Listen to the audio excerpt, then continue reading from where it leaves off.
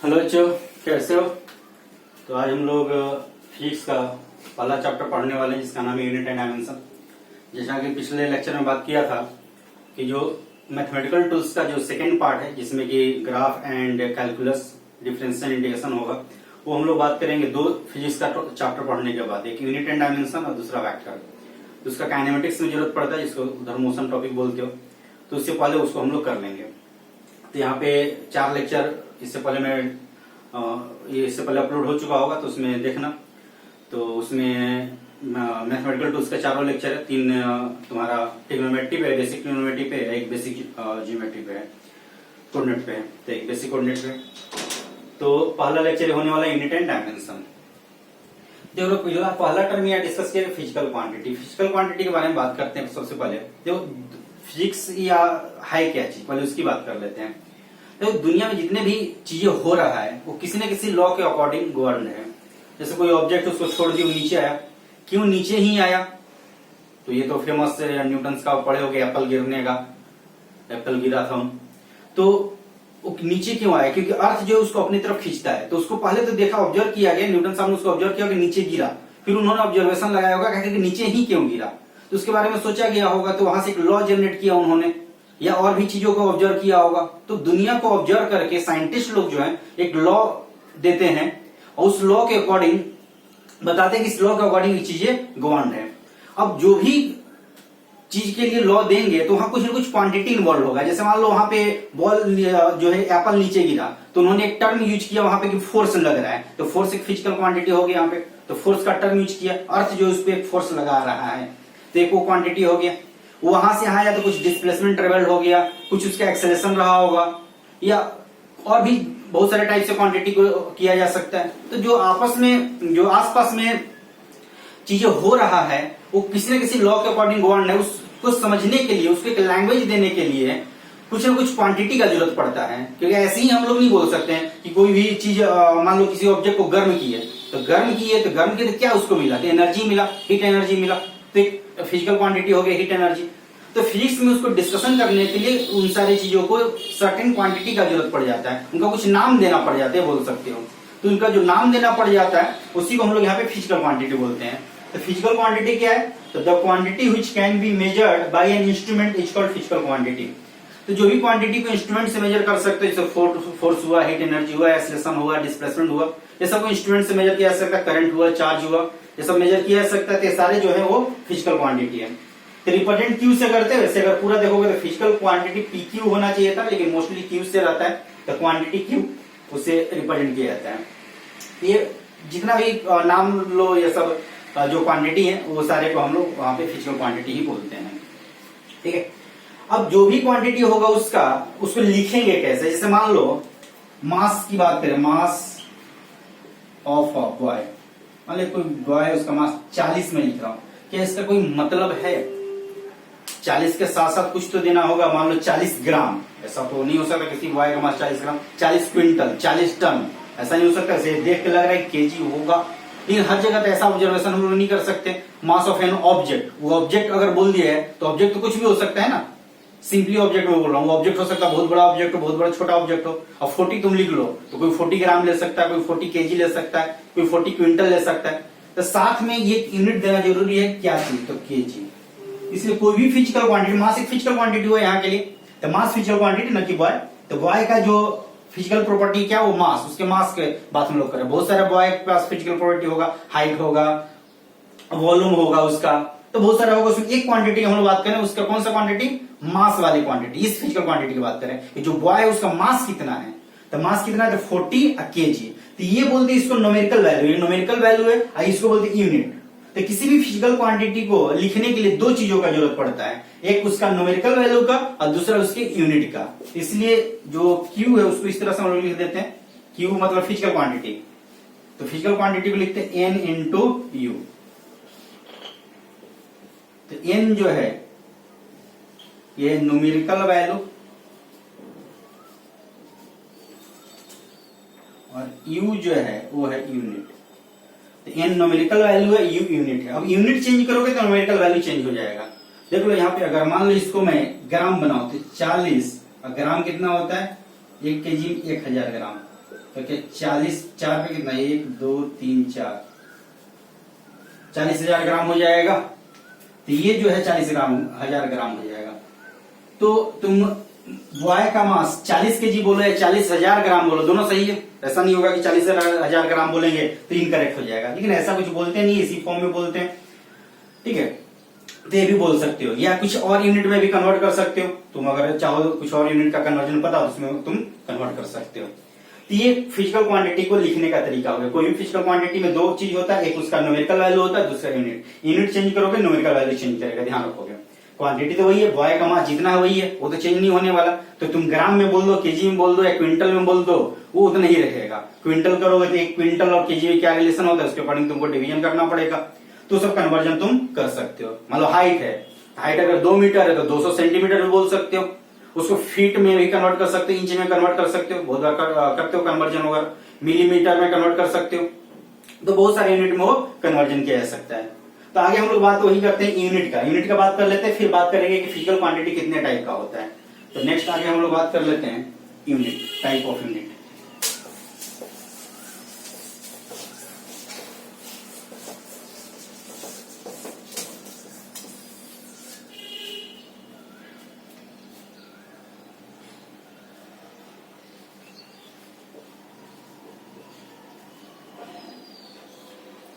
Type of unit, unit कितने type का होता है उसकी बात कर लेते हैं। तो देखो, यूनिट किसी भी क्वांटिटी का बहुत सारे टाइप का होते हैं। एक्चुअल में था क्या कि पहले जो आज के 1000 साल 2000 साल 5000 साल पहले जो वर्ल्ड के लोग हैं, सब एक दूसरे से तो कनेक्टेड थे नहीं, सब अपने अपने लोकल लेवल पे यूनिट यूज करते थे। अब मान लो किसी को सामान लेना है, देना है, तो सब अपने अपने लेवल पे यूज करते थे। जैसे अगर गांव वगैरह में जाओगे तो वहां पे जो दूरी का जो मेजरमेंट होता है, मोस्टली अगर अपने दादा लोग से पूछोगे, ग्रैंड पेरेंट्स से पूछोगे, तो लोग माइल में बोलेंगे, मील बोलते हैं, उसी वो एक्चुअल में माइल होता है। तो मील में बताते हैं कितना मील दूर है, वो किलोमीटर में नहीं बताएंगे, क्योंकि ब्रिटिश जमाने का उनका है माइंड में बैठा हुआ, उसमें माइल ही चलता था, मील चलता था। तो मील में बताने कितना मील दूर है, वो किलोमीटर नहीं बताएंगे। लेकिन अभी जो हम लोग ज्यादा यूज करते हैं, किस में यूज करते हैं, तो किलोमीटर यूज करते हैं। कहीं और कुछ और यूनिट रहा होगा, कहीं और कुछ और यूनिट रहा होगा, तो ऐसे बहुत सारे यूनिट था। लेकिन जो कॉमन यूनिट है वो 3 यूनिट की बात करना, उसी में एक और यूनिट बना दिया गया है जो कि इंटरनेशनल लेवल पे उसको डेवलप किया गया, जिसको बोलते हैं इंटरनेशनल सिस्टम ऑफ यूनिट। तो टोटल 4 यूनिट बोल सकते हो। तो टोटल 4 यूनिट हो जाएगा, कौन कौन? एक तो हो जाएगा सीजीएस यूनिट, इसको सिस्टम ऑफ यूनिट भी बोलते हैं।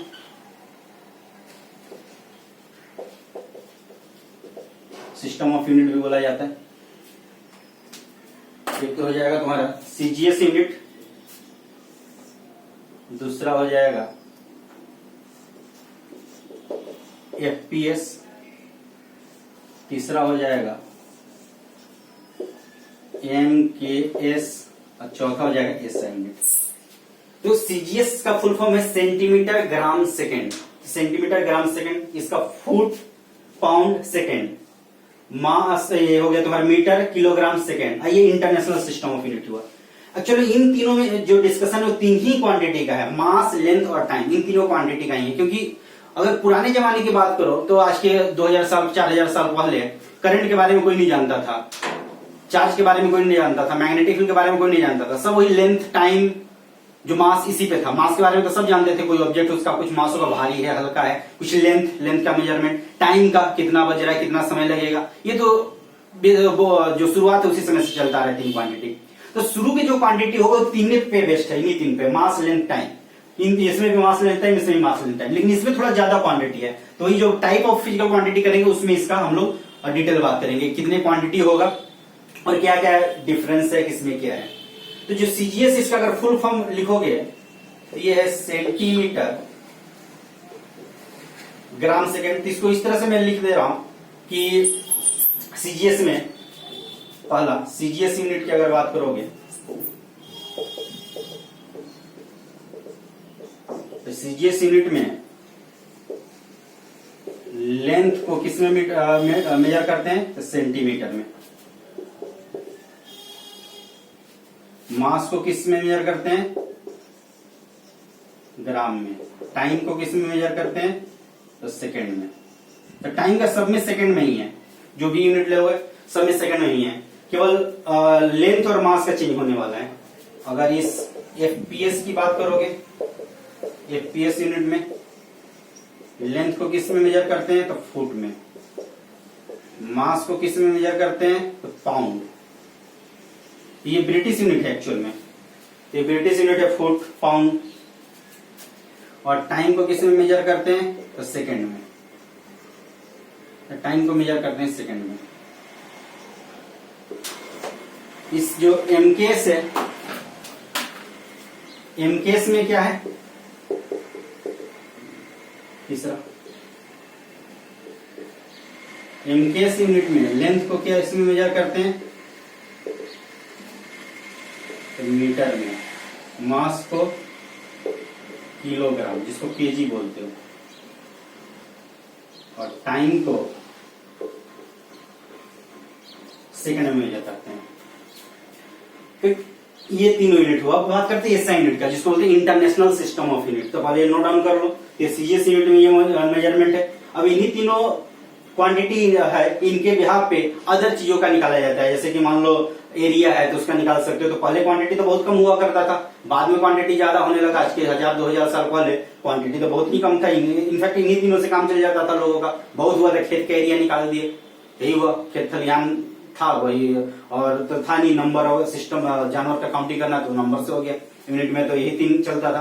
लेकिन धीरे धीरे जब क्वांटिटी का जो है इन्वेंशन होने लगा, चीजों को एनालाइज करने लगा तो किया जाने लगा, तो वहां से डिफरेंट फिजिकल क्वांटिटी निकलने लगा।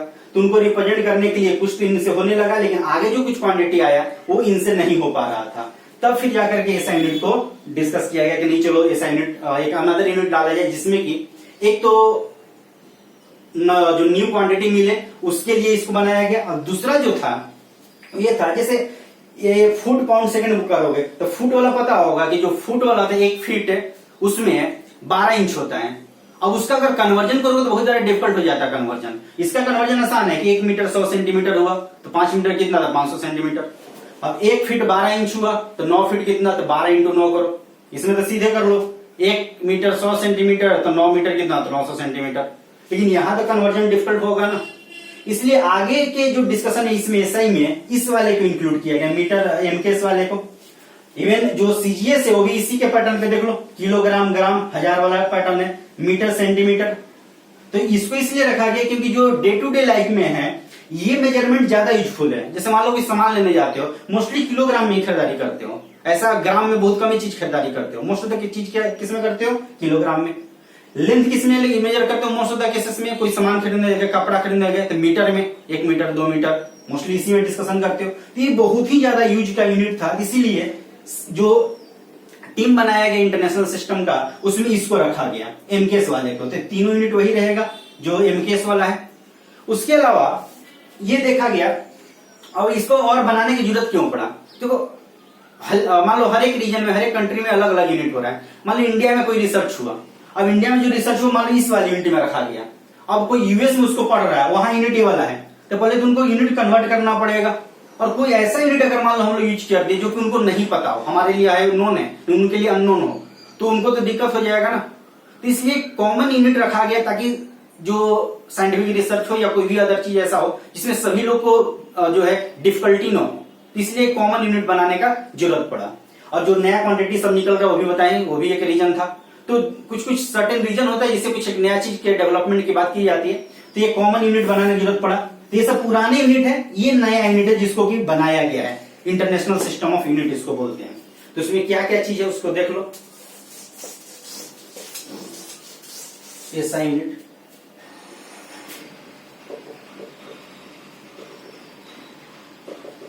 इसको बोलते हैं इंटरनेशनल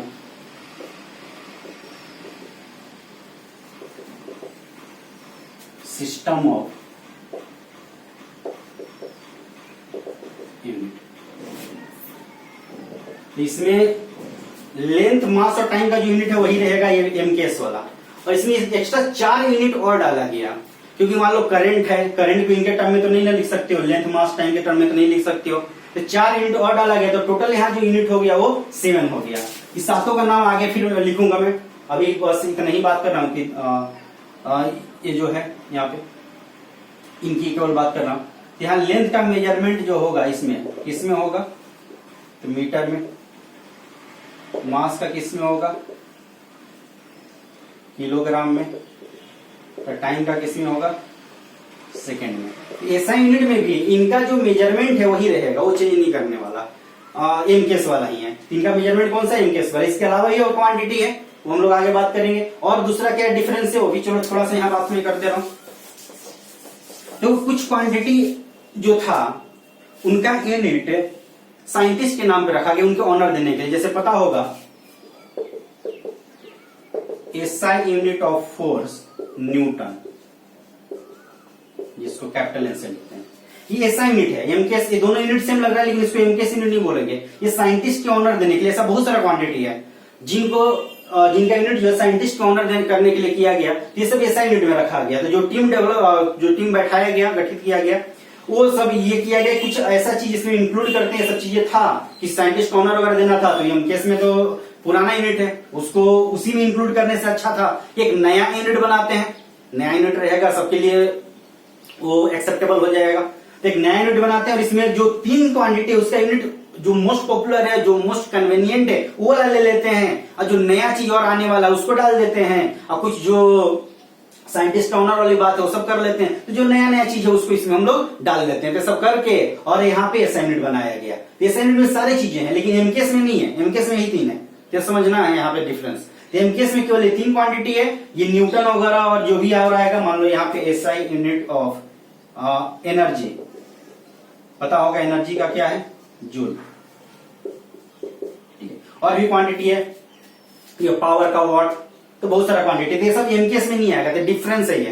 तो बहुत बार कंफ्यूजन रहता है कि ये भी वाला ये चीज है तो दोनों सेम है, या बहुत बार क्वेश्चन में पूछ भी देते हैं 1-2 नंबर का, जो बोर्ड वाले टाइप का क्वेश्चन होता है। एमकेएस में 3 क्वांटिटी है, पुराना यूनिट है। नया यूनिट है ये एसआई, इसमें 3 के अलावा 4 और क्वांटिटी है, जो नए नए क्वांटिटी को डिस्कस करने के लिए लिया गया। और जो ये साइंटिस्ट के ऑनर में जो यूनिट आने वाला है वो सब इसमें एसआई यूनिट में आएगा। 3 यूनिट का थोड़ा सा डिस्कशन हो गया, जिसको आगे हम लोग यूज करेंगे। तो मेन यहाँ जो डिस्कशन है वो डायमेंशन का है। डायमेंशन क्या है उसको आगे बात करेंगे। तो सबसे पहले हम लोग बात कर लेते हैं कि फिजिकल क्वांटिटी कितने टाइप का होता है। जो भी आसपास जितने क्वांटिटी चीजें हैं उसको ऑब्जर्व करने के लिए क्वांटिटी हम लोग डिफाइन किए, जिसको फिजिकल क्वांटिटी बोला गया। अब उस क्वांटिटी, तो ऐसे अगर टोटल क्वांटिटी की बात करोगे, मान लो टोटल इनफाइनाइट है, उसको काउंट नहीं कर सकते हो, मास, लेंथ, टाइम, फोर्स। अच्छा, उसका एग्जाम्पल लिख सकते हो, जो फिजिकल क्वांटिटी के एग्जाम्पल इससे पहले था वहां एग्जाम्पल लिख लेना। फिजिकल क्वांटिटी, जो फिजिकल क्वांटिटी डेफिनेशन दिया था वहां पे एग्जाम्पल लिख लेना। एग्जाम्पल में लिख सकते हो तुम mass, length, time, acceleration, force, energy, momentum, power, etcetera. बहुत सारा इनफाइनाइट नंबर कर सकते हो।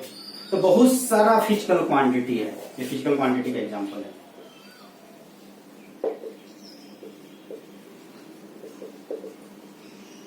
तो बहुत सारा फिजिकल क्वांटिटी है। अब इनको अगर अलग अलग डिस्कस किया जाए तब तो बहुत ही लंबा जाएगा। इसमें किया गया कि कुछ क्वांटिटी ऐसे लिया गया जो एक दूसरे से टोटली इंडिपेंडेंट हो, और जिनको अगर डिस्कस कर लिया जाए तो उनके बिहाफ पे अदर क्वांटिटी को तुम डिस्कस कर सको या रिलेट कर सको, तो दूसरे क्वांटिटी को रिलेट समझना ज्यादा आसान हो जाएगा। तो इस तरह से क्वांटिटी का यहाँ पे डिवीजन किया गया। अब क्या डिवीजन किया गया देखो,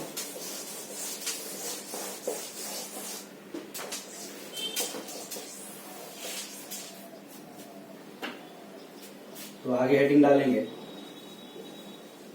type of physical quantity.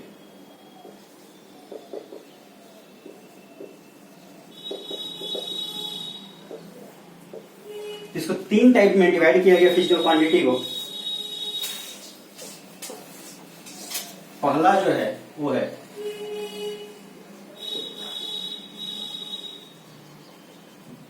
Fundamental, बड़ा लिख दो, फंडामेंटल फिजिकल क्वांटिटी, पीक्यू लिख रहा हूं फिजिकल क्वांटिटी को। फिजिकल क्वांटिटी मतलब पीक्यू। दूसरा डेराइव्ड,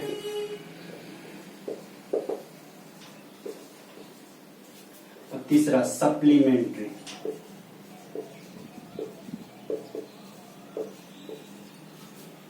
तो total 3 physical quantity, 3 type define किया गया, एक फंडामेंटल, दूसरा डिराइव, तीसरा सप्लीमेंट्री। अब पूरे फिजिकल क्वांटिटी को रिसर्च करके उसमें से कुछ क्वांटिटी को निकाला गया जो कि आपस में एक दूसरे से इंडिपेंडेंट हो, आपस में उनका कोई रिलेशन नहीं हो। और दूसरी ये बात का ध्यान रखा गया कि उन क्वांटिटी के बिहाफ पे हम लोग अदर क्वांटिटी को समझ सके। जैसे कि मान लो इंग्लिश में 26 अल्फाबेट होते हैं, अब उस अल्फाबेट से सारे वर्ड को, सेंटेंस को लिख सकते हो, तो वही जो अल्फाबेट 26 वही फंडामेंटल हुआ, और उसके बिहाफ पे सारे वर्ड को हम लोग लिख सकते हैं, उसे सेंटेंस आगे फिर बना सकते हैं। तो उस तरह से कुछ यहाँ पे किया गया। तो फंडामेंटल क्वांटिटी जो है उसको बनाने का क्या कंसेप्ट था कि वैसे क्वांटिटी को लेना जो आपस से इंडिपेंडेंट हो, आपस में कोई रिलेशन नहीं होना चाहिए। अगर आपस में रिलेशन है तो उन दोनों को एक साथ लेने का कोई मतलब नहीं है। जैसे कि मान लो लेंथ है और टाइम है, तो लेंथ और टाइम आपस में रिलेटेड नहीं हो सकता। लेंथ 5 मीटर, टाइम 2 सेकंड, अब इसको तो रिलेट नहीं ना कर सकते हो कि 5 मिनट चलने में 2 सेकंड ही लगेगा, किसी को 3 सेकंड लग सकता है, किसी को 10 सेकंड लग सकता है। तो कोई डायरेक्ट रिलेशन नहीं कर सकते हम लोग। ठीक है, और मास 5 kg है, तो ये 2 मीटर का मास 5 kg होगा, तो हो सकता है किसी चीज का 10 मीटर का हो, जिसमें कोई हल्का होता है, कोई भारी होता है। तो ये नहीं बोल सकते कि 2 मीटर मतलब 5 kg मास, ऐसा तो बोल नहीं सकते कोई डायरेक्ट रिलेशन। तो लेंथ का मास में रिलेशन नहीं हो सकता। हाँ, लेंथ का एरिया में हो सकता है। एरिया का फॉर्मूला करते हो कि एरिया जो होगा लंबाई इंटू चौड़ाई होगा, कंफर्म है ये फॉर्मूला। अगर रेक्टेंगल है तो, अगर स्क्वायर है तो लेंथ का स्क्वायर ही होगा, कंफर्म है कि अगर स्क्वायर है उसका एरिया लेना है तो लेंथ का स्क्वायर ही होगा। ये मास और लेंथ में नहीं बोल सकते हो कि मास जो होगा लेंथ का इतना मल्टीपल ही होगा, कंफर्म, ऐसा कुछ नहीं हो सकता। तो अब अगर मान लो लेंथ हम लोग ले लिए तो साथ में एरिया नहीं लेंगे, तो वैसे क्वांटिटी को लिया गया जो आपस में इंडिपेंडेंट हो और जिनके हेल्प से सारे दुनिया का जितना अदर क्वांटिटी है वही यहाँ ड्राइव में आने वाला है, उनको हम लोग डिस्कस कर सकें। और एक अकेला यहाँ पे जिसको एक्सेप्शन बोल सकते हैं, यहाँ पे फिजिक्स में वैसे तो एक्सेप्शन आता नहीं है, तो ये एक्सेप्शन की तरह बोल सकते हो यहाँ पे, जैसे केमिस्ट्री वगैरह में एक्सेप्शन वगैरह यूज करते हो। तो एक्सेप्शनल एक क्वांटिटी आने वाला एक सिंगल क्वांटिटी है जो कि इन दोनों में कहीं नहीं फिट होता है, तो एक अलग नाम देकर उसको कर दिया गया, उसका नाम रख दिया गया सप्लीमेंट्री फिजिकल क्वांटिटी, तो अलग से इसका एक नाम दे दिया गया। तो फंडामेंटल फिजिकल, पहले तो इसको आगे बात करते हैं, फंडामेंटल, डिराइव एंड सप्लीमेंट्री। तो टोटल जो है 7 क्वांटिटी को फंडामेंटल फिजिकल क्वांटिटी में रखा गया। तो टोटल दुनिया के जितने भी फिजिकल क्वांटिटी उसमें जो 7 क्वांटिटी हैं उनको अगर हम लोग एक सेट बना लें तो उनके टर्म में दुनिया का जितना अदर क्वांटिटी है, एक को छोड़ के, एक्सेप्शन है, इस एक्सेप्शन छोड़ के मान लो दुनिया में 10 लाख क्वांटिटी है, इस 7 के अलावा इस 7 को निकाल दो, 10 लाख 7 क्वांटिटी मान लो, या 8 हो, इसको भी हटा दो, तो 10 लाख 8 क्वांटिटी एक हट गया, तो 10 लाख 7 क्वांटिटी बचा, इस 7 हटा दे बचा कितना, 10 लाख। इस 10 लाख क्वांटिटी को इन 7 के टर्म में हम लोग रिप्रेजेंट कर सकते हैं। कैसे कर सकते हैं वो आगे बात करेंगे, लेकिन ये 7 क्वांटिटी में इन सारे का रिप्रेजेंटेशन हो जाएगा। ऐसा क्वांटिटी यहाँ पे साइंटिस्ट लोगों ने एक सेट बनाया है, उसी सेट को हम लोग क्या बोलते हैं, फंडामेंटल फिजिकल क्वांटिटी। तो टोटल उसमें कितने क्वांटिटी है, 7 क्वांटिटी है। तो आगे डिफाइन करेंगे फंडामेंटल फिजिकल क्वांटिटी। तो पूरा ही लिख दो।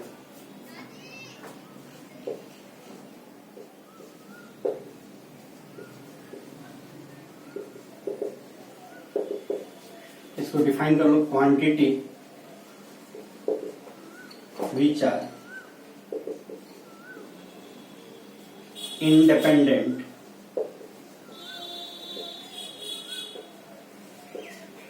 of each other and by using it, by using them, other physical quantities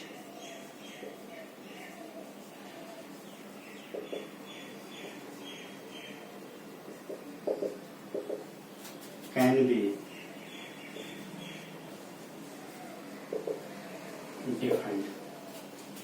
The quantities which are independent of each other and by using them other physical quantities can be defined, each called fundamental physical quantity. तो ऐसे quantity को क्या बोलते हैं, fundamental physical quantity. आपस में independent होना चाहिए, कोई रिलेशन नहीं होना चाहिए, और उनके हेल्प से हम लोग अदर फिजिकल क्वांटिटी को हम लोग डिफाइन कर सकें।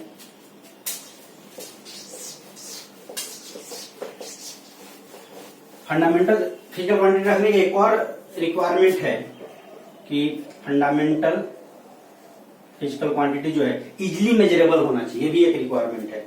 It must be easily measurable.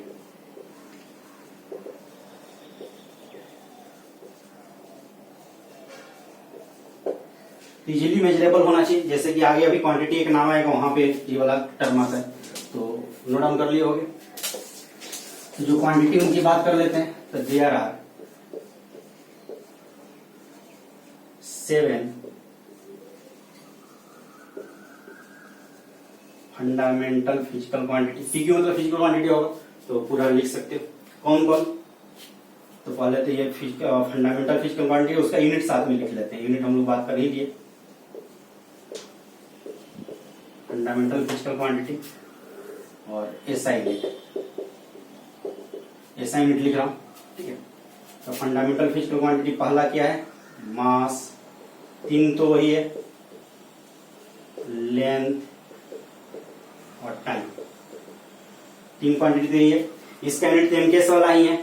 मास का क्या, किलोग्राम, केजी, लेंथ का मीटर, टाइम का सेकेंड। उसके अलावा 4 और क्वांटिटी है, कौन कौन, टेम्परेचर, इसका यूनिट क्या है, कैलोरी, जिसको के से रिप्रेजेंट करते हो। तो ध्यान रखना जो टेम्परेचर का यूनिट है, ऐसा यूनिट वो कैल्विन है, वो तुम्हारा डिग्री सेल्सियस नहीं है। डिग्री सेल्सियस, डिग्री फ़ारेनहाइट एक कैल्विन होता है, तो कैल्विन है ऐसा यूनिट। इलेक्ट्रिक करंट,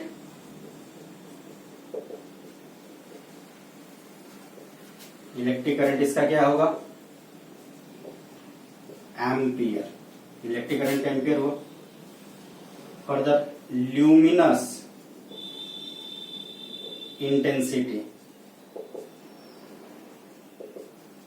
टर्म में ल्यूमिनस इंटेंसिटी वैसे हमारे सिलेबस में है नहीं, लेकिन क्वांटिटी है 7 में, तो हमको पढ़ना पड़ेगा, क्योंकि हमें तो दुनिया की जितने भी क्वांटिटी है उनको यहाँ पे डिस्कस करना है। तो इन 7 क्वांटिटी में दुनिया की जितने क्वांटिटी है वो रिप्रेजेंट किया जा सकता है, तो सब नाम तो हमको सबको याद रखना पड़ेगा। तो ल्यूमिनस इंटेंसिटी इसका यूनिट होता है कैंडेला, इसको सीडी से लिखते हैं। और ऊपर में लिख दे रहा हूं लास्ट वाला। तो जो 7वां है वो मोस्टली केमिस्ट्री में यूज होता है, फिजिक्स में भी ये जो थर्मोडायनामिक्स वाला टॉपिक पढ़ोगे गैस वाला, उसमें यूज आता है। तो अमाउंट ऑफ सब्सटेंस,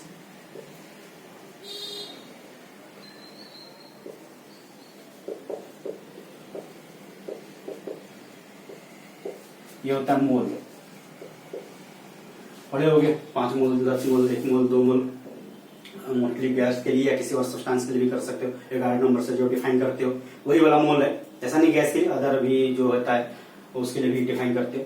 तो अमाउंट ऑफ सब्सटेंस का होता है मोल। तो 7 फिजिकल क्वांटिटी है, तो ये बेसिक क्वांटिटी एक तरह से। तो 7 बेसिक क्वांटिटी, उसी को physical fundamental physical quantity 7 fundamental quantity है, जिसको बोल सकते हो बेसिक क्वांटिटी। इन्हीं 7 के टर्म में डिराइव क्वांटिटी को लिखा जा सकता है, उनको रिप्रेजेंट किया जा सकता है इन 7 के टर्म में। जितना भी दुनिया का डिराइव क्वांटिटी है एक्सेप्ट एक क्वांटिटी, उसको हम लोग आगे बात करेंगे, इसको बोलते हैं सप्लीमेंट्री फिजिकल क्वांटिटी। तो आगे अब बात कर लेते हैं डिराइव फिजिकल क्वांटिटी का।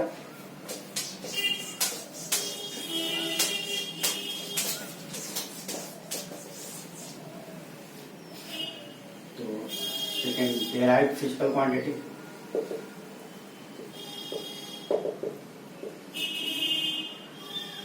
तो वैसा फिजिकल क्वांटिटी जिसको कि फंडामेंटल फिजिकल क्वांटिटी के टर्म में लिखा जा सके, उसी को हम लोग क्या बोलते हैं, ड्राई फिजिकल क्वांटिटी। तो ये जितने भी क्वांटिटी हैं वो फंडामेंटल फिजिकल क्वांटिटी के टर्म में लिखे जा सकते हैं। तो physical quantity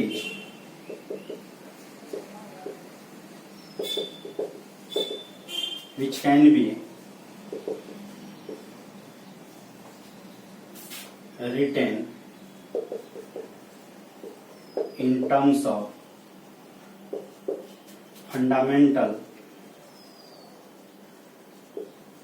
physical quantity are called derived physical quantity.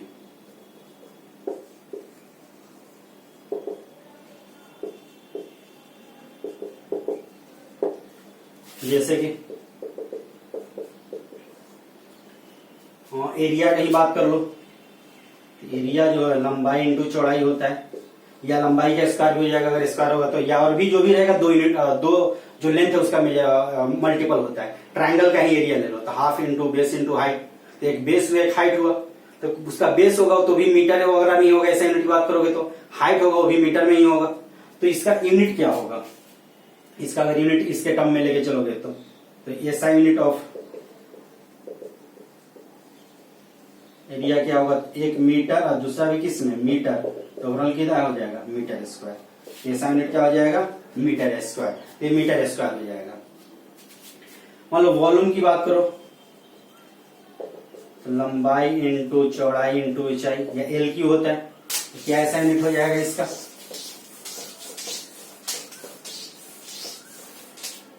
तो इसका ऐसा यूनिट ऑफ वॉल्यूम होगा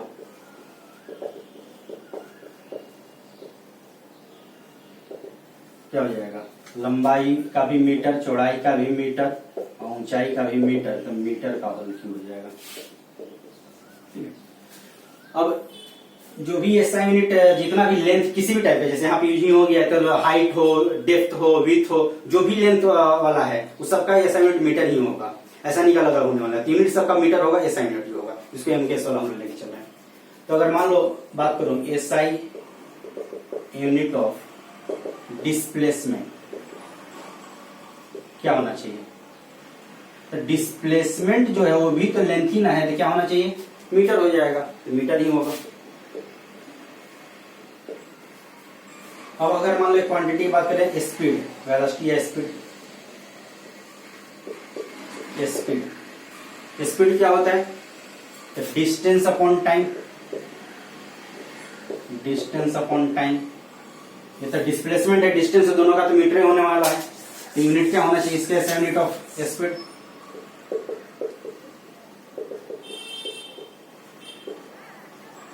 डिस्टेंस का क्या मीटर है, टाइम का क्या सेकेंड, तो इसी को लिख सकते हो मीटर पर सेकेंड, ये वैल्यू होगा क्या।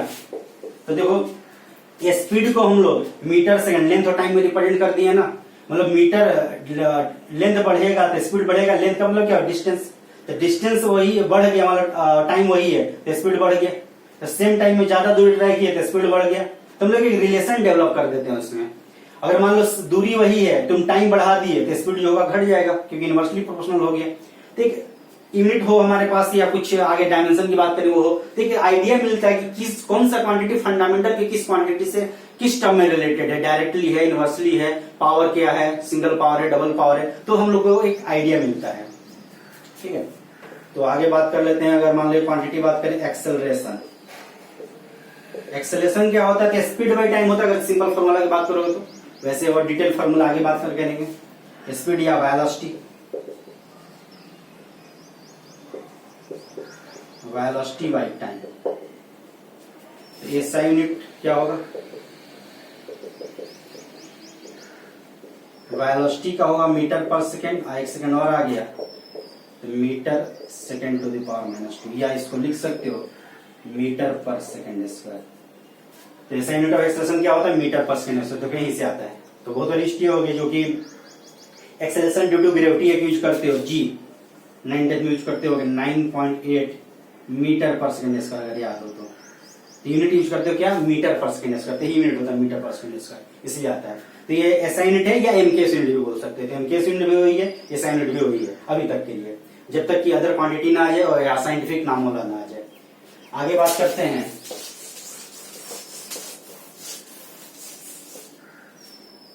फोर्स। जब फोर्स क्या होगा पढ़े होगे, मास इंटू एक्सेलरेशन, पढ़े हो, F equal to ma, Newton second law. तो force equal to mass into acceleration ये होता है। तो अगर मास का पता है, एक्सेलरेशन का पता है, तो क्या फोर्स का निकाल सकते हैं, तो मास का हमें पता ही है, एक्सेलरेशन का भी निकाल लिए। तो ऐसा यूनिट ऑफ फोर्स क्या होगा, मास का केजी और एक्सेलरेशन का क्या होगा, मीटर पर सेकेंड स्क्वायर, तो हो जाएगा केजी मीटर पर सेकेंड स्क्वायर, इसी को बोलते हैं न्यूटन। तो केजी मीटर पर सेकेंड स्क्वायर को ही क्या बोलते हो, न्यूटन। इसी यूनिट को न्यूटन बोला जाता है। अब देखो न्यूटन बोल रहे हो केवल, तो न्यूटन में तो केजी मीटर सेकेंड इंक्लूडेड है, लेकिन इस वाले टर्म में नहीं है। तो एसआई यूनिट में दोनों आएगा, दोनों आएगा। लेकिन अगर एमकेएस यूनिट की बात करोगे, ये यहाँ डिफरेंस है, एमके यूनिट्स ऑफ फोर्स, वो क्या होगा, केवल रहेगा केजी मीटर सेकंड का पावर -2, न्यूटन नहीं होगा। क्योंकि एमकेएस मतलब क्या, मीटर केजी और सेकंड आना चाहिए, अगर है तो, नहीं है तो 0 पावर भी हो सकता है। तो देखो न्यूटन में तो कहीं नहीं है ना, हाँ ये इसके बराबर हो तो बात अलग है, लेकिन इसमें कहीं वो चीज इन्वॉल्व नहीं है, केजी मीटर सेकंड, तो यहाँ इन्वॉल्व है। तो एसआई यूनिट में दोनों होगा, एसआई यूनिट तो मास का केजी होता ही है। एसआई यूनिट अगर फोर्स लिखोगे तो ये भी लिख सकते हो, भी लिख सकते हो, लेकिन एमकेएस यूनिट लिखोगे तो केवल ये लिखना होगा, न्यूटन नहीं लिख सकते हो। ये दोनों में डिफरेंस है। दूसरा जो क्वांटिटी हुआ, एमकेएस में 3 ही क्वांटिटी है, एसआई यूनिट में टोटल 7 क्वांटिटी है। तो ये सब जो है इनका एसआई यूनिट और एमकेएस यूनिट में डिफरेंस है। तो ये एसआई यूनिट जो फोर्स का वो न्यूटन होगा। तो ऐसी जो भी और क्वांटिटी उनको हम लोग इनके टर्म में रिप्रेजेंट कर सकते हैं। तो आगे जो डायमेंशन डिस्कस करूंगा तो वहां पे सारा क्वांटिटी, जो बहुत सारे क्वांटिटी का हम लोग बात करेंगे, तो मेनली जो डिस्कशन आएगा वो डायमेंशन पे आने वाला है। तो डायमेंशन पे और सब क्वांटिटी का हम लोग डिस्कशन करेंगे। तो ये डेराइव क्वांटिटी का हो गया, नोट डाउन करो। अगला बात कर लेते हैं सप्लीमेंट्री क्वांटिटी, जो तीसरा है।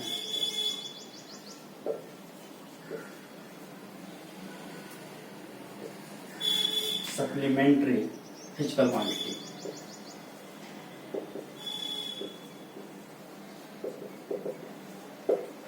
देखो दो जो क्वांटिटी हुआ, फंडामेंटल एंड डिराइव। तो फंडामेंटल तो 7 बेसिक आ गया, और डिराइव बताया कि दुनिया का जितना जो क्वांटिटी है उसको फंडामेंटल के टर्म में रिप्रेजेंट कर सकते हो। तो ये अगर अलग से कौन सा क्वांटिटी आया, क्योंकि दुनिया का अदर क्वांटिटी सबकी बात कर रहे हैं, लेकिन एक एक्सेप्शन है, वो कोई बहुत बड़ा अदर कोई क्वांटिटी नहीं है, बहुत ही जान पहचान वाला क्वांटिटी है, वो है एंगल। तो पहले डेफिनेशन चलो लिख लो इसको, कि physical quantity which is neither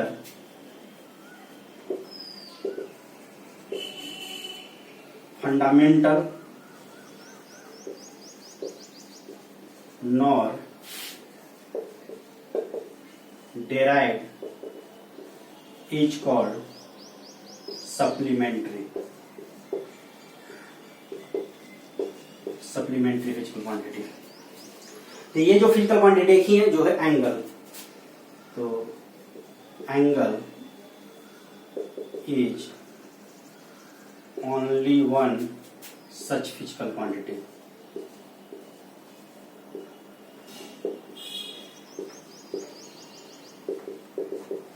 तो एंगल जो होता है वो ना ही फंडामेंटल है ना ही डिराइव्ड है।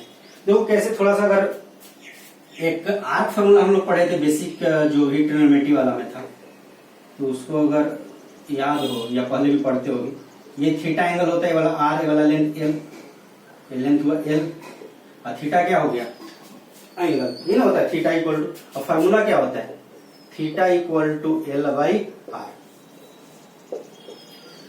चलो इसको फंडामेंटल तो नहीं रखा गया, लेकिन अगर फंडामेंटल जो यूनिट है उससे हम लोग इसको निकालने की कोशिश करें तो क्या आएगा, उससे निकालने की कोशिश करें तो मान लो एसआई यूनिट ऑफ थीटा हम लोग उससे निकालने की कोशिश करें डिराइव्ड वाले कंसेप्ट से, डिराइव्ड वाले कंसेप्ट से साइन थीटा निकालने के। एल क्या है, आर्क लेंथ। एल क्या चीज है, arc length.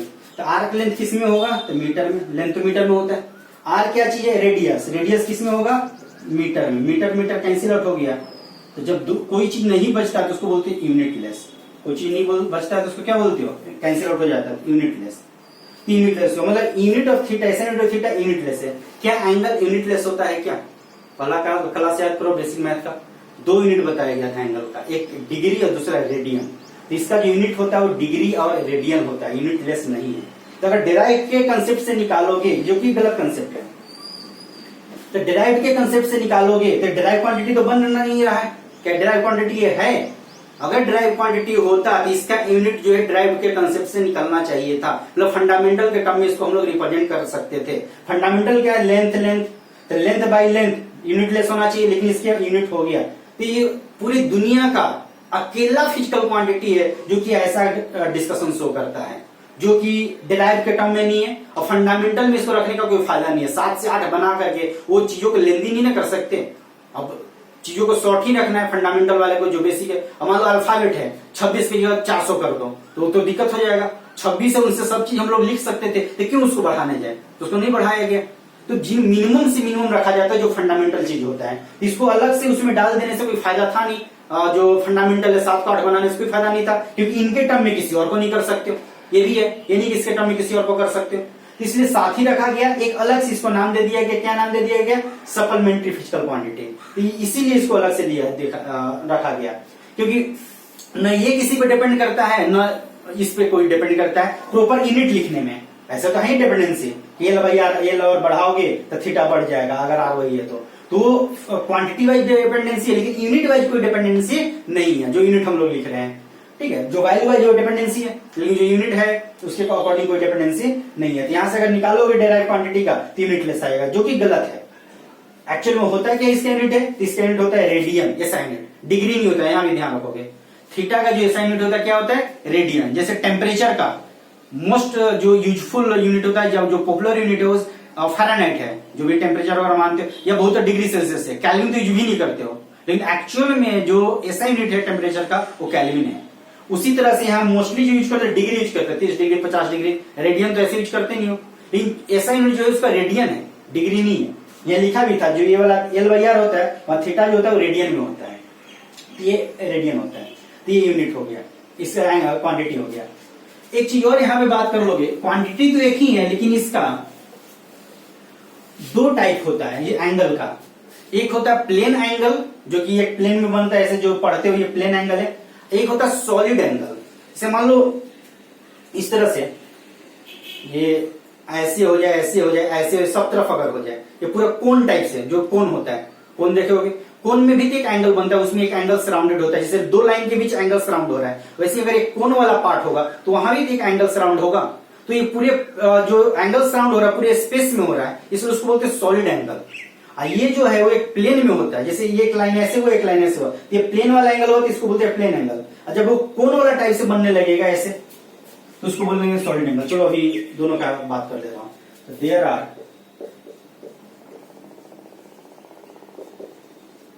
2 type of angle, first plane angle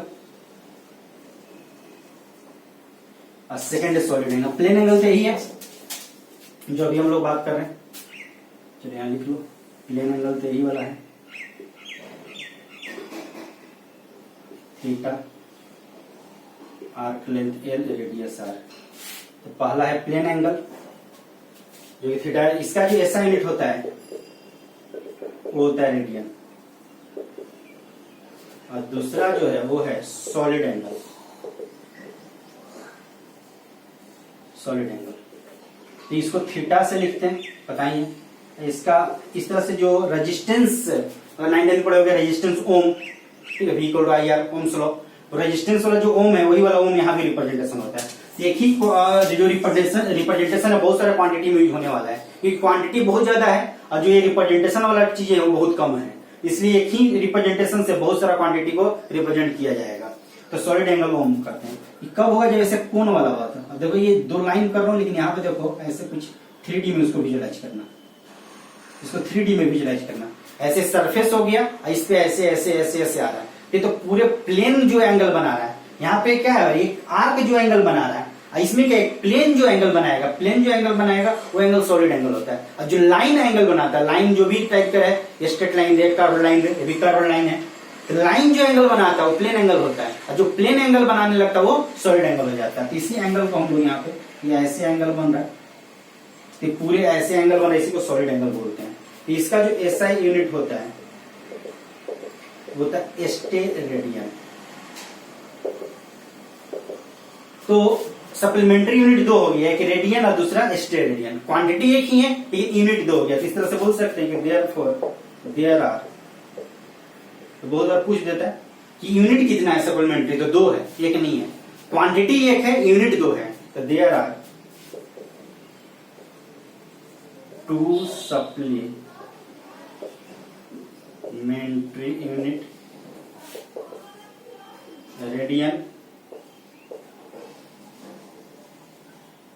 और सेकेंड